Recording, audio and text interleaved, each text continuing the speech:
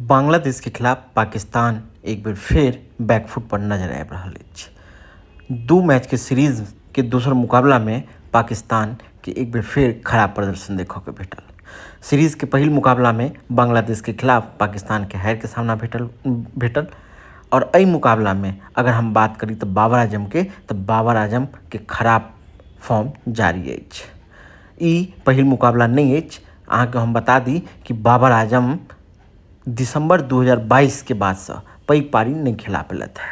वो छोट छोट पारी खेला रहल छथि जे टीम लेल सही साबित नहीं भऽ रहल अछि। अहाँके हम बता दी कि बांग्लादेश के खिलाफ एक बेर फेर बाबर आजम के बल्ला शांत देखऽ के भेटल। दूसर टेस्ट मुकाबला के दूसर पारी में बाबर आजम सिर्फ 11 रन बना कर आउट भऽ गेलथि। अगर हम पहिल पारी के बात करी तो वो 30+ रन बनेने रहे। अहाँ सब हमारा चैनल के जरूर सब्सक्राइब करू।